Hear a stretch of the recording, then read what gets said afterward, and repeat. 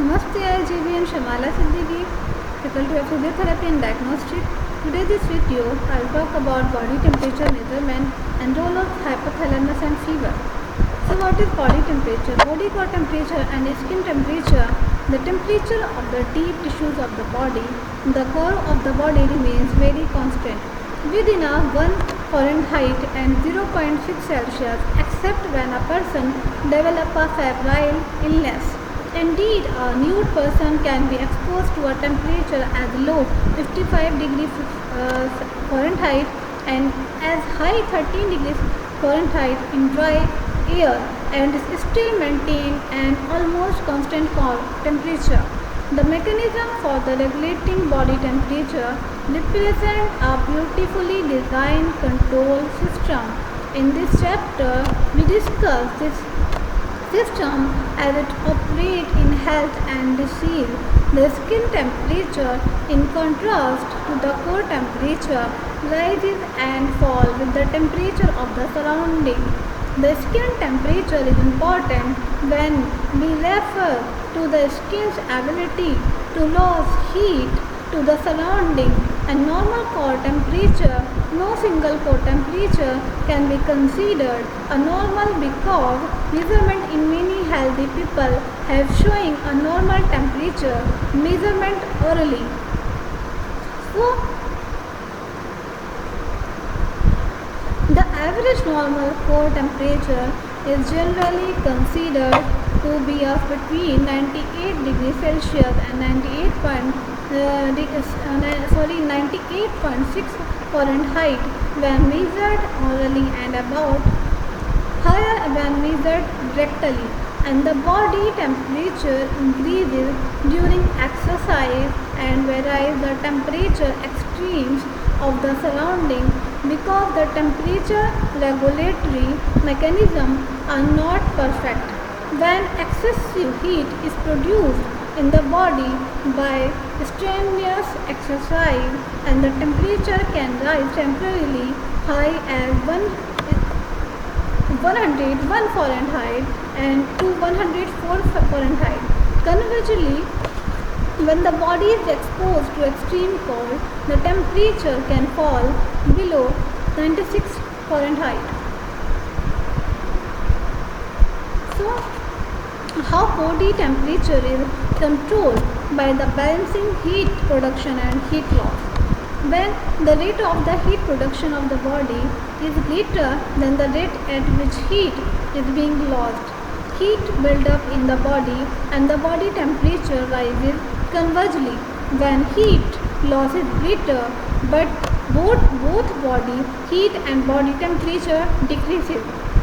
So most of the remainder of this chapter is concerned with the balance between heat production and heat loss and the mechanism by which the body controls each of these. So heat production is the principle by the product of the metabolism.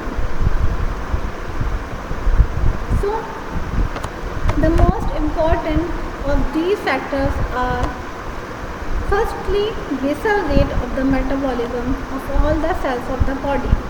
Secondly, extra rate of the metabolism caused by the muscles activity including muscles contraction caused by shivering. The next is extra metabolism caused by the effect of thyroxine and the fourth one is extra metabolism caused by the effect of epinephrine, norepinephrine and sympathetic stimulation on the cells. Extra metabolism caused by the increased chemical activity in the cell themselves, especially when the cell's temperature increasing and extra metabolism needed for digestion, absorption and storage of the food, thermogenic effects of the food. So, most of the heat produced in the body is generated in the deep organs, especially in the liver, brain and heart and in the skeletal muscles during exercise.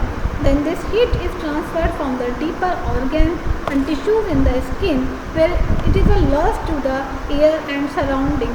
Therefore, the rate at which heat is lost to determine almost entirely by two factors.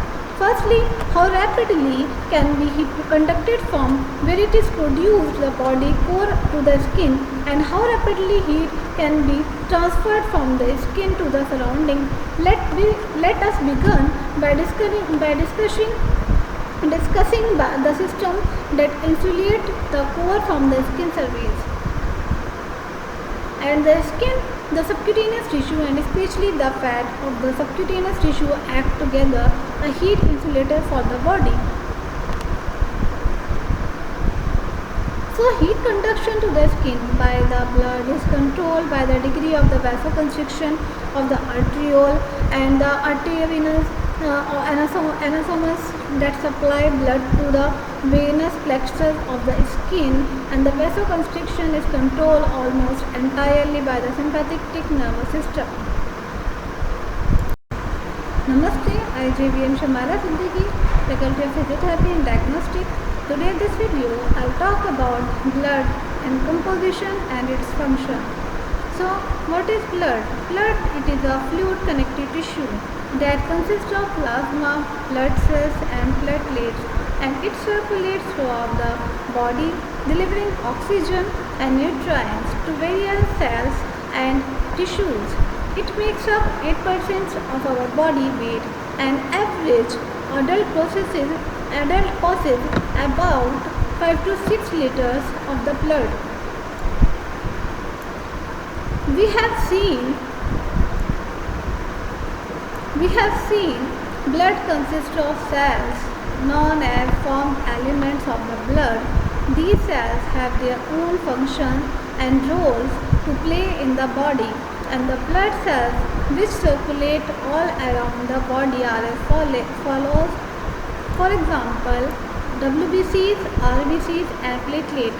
WBCs are also called as leukocytes, are colorless blood cells, and they are colorless because it is devoid of the hemoglobin, and they are further classified as granulocytes and agranulocytes, and WBCs mainly contribute to the immunity and defense mechanism. RBCs are red blood cells due to the hemoglobin, which is a transport molecule and also a pigment, and as a result blood is red.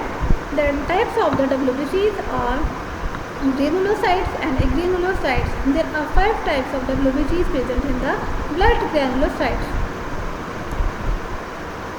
They are leukocytes with the presence of granules in the cytoplasm, and the granules cells include eosinophil, basophil and neutrophil. Eosinophil, they are cells of the leukocyte and which are present in the immune system, and these cells are responsible for the combating infections in parasites of the vertebrates and for the controlling mechanism associated with allergy and asthma. Eosinophil cells are also small granulocytes which are produced in the bone marrow and makes 2 to 3% of the whole WBC, and these cells are present in high concentration in the digestive tract. And last one is basophil, and these basophils are the cytoplasmic. These WBCs have the ability to be stained when exposed to the basic dye, hence referred to as the basophil. These cells are the best known for their role in asthma, and they result in inflammation and bronchoconstriction in the airways, and they secrete serotonin, histamine and heparin. Next is neutrophil. Neutrophil, they are normally found in the bloodstream, and they are predominant cells which are present in the pus. Around 60 to 65% of the WBCs are neutrophil with a diameter of 10 to 12 micrometer, and the nucleus is 2 to 5 and lobe, and cytoplasm has very fine granules. Neutrophil helps in the destruction of the bacteria and lysozyme, and it acts as a strong oxidant. Neutrophils are also stained only using neutral dye, and they are also called neutrophil are also first cells of the immune system to respond to an invader such as a bacteria and virus. The lifespan of these WBCs extend for up to 8 hours, are produced every day in the bone marrow. Composition of the blood and divided by the three parts: plasma, RBCs, WBCs and platelets. Components of the blood. There are many cellular structures in the composition of blood. When a sample of the blood is centrifuge machine, they separate into the following constituents like plasma, buffy coat and erythrocyte. So what is plasma? The liquid states of the blood can be contributed to the plasma as it makes up 55% of the blood. It is a pale yellow in color and when separated and consists of salt, nutrients, water and enzymes. Blood plasma also contain important protein and other components necessary for overall health. And RBCs consist of hemoglobin. It is a protein and they are produced by the bone marrow to primarily carry oxygen to the body and carbon dioxide from it. And also last one is WBCs. WBCs are responsible for the fighting foreign pathogens like bacteria, virus, and fungi that enter our body and they circulate throughout our body and originate from the bone marrow. And platelets, it is a disc-shaped cell that help regulate the blood flow when any part of the body is damaged and thereby aiding in fast recovery through the clotting of the blood. There are different types of the blood vessels in our body, each carrying out specialized functions.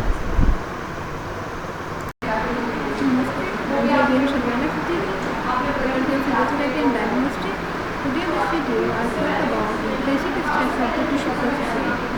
So what is tissue processing?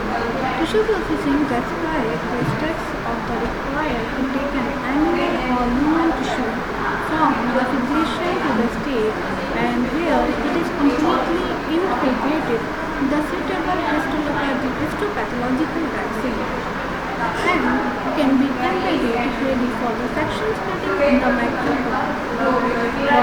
Tissue processing can be performed manually hand processing, but where the multiple specimens must be dealt with and it is more convenient and much more contiguous specimens must be efficient to use an automated tissue processing machine and it is also called as a tissue processor. These devices have been available since the 1940s and have slowly evolved to be a safer in use and handling larger specimen numbers, process more quickly and to produce better quality outcomes.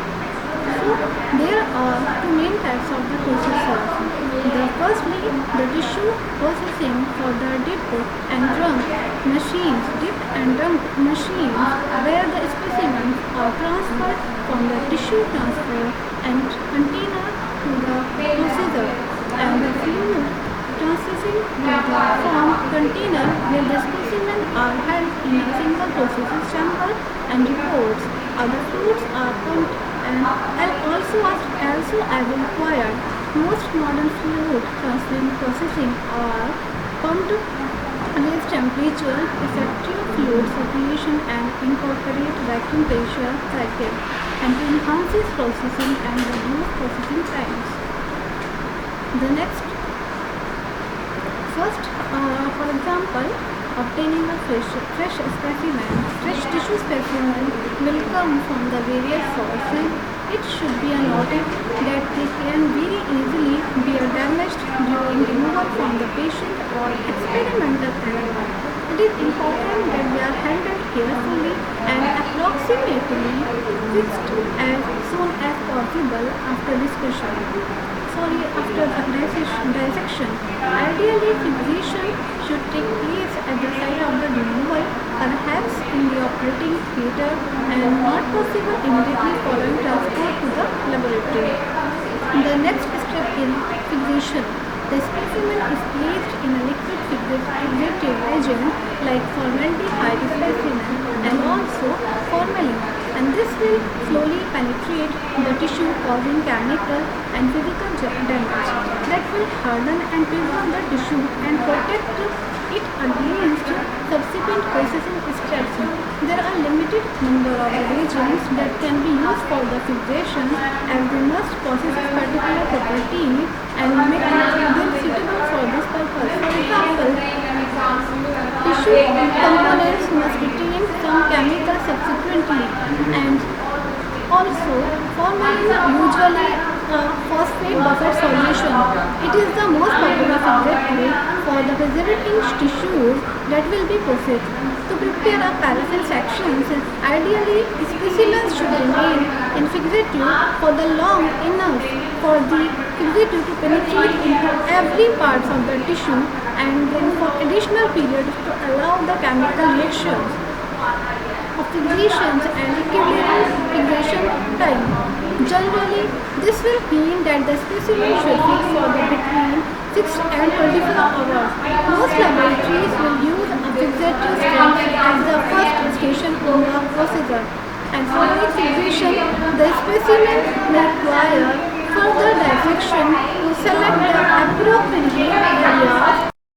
So, the duration of the processing schedule used to process the specimen will depend on the type of dimension of the largest and smallest specimen, but the particular processor employed, the solvents chosen, and the solvent temperature are also other factors.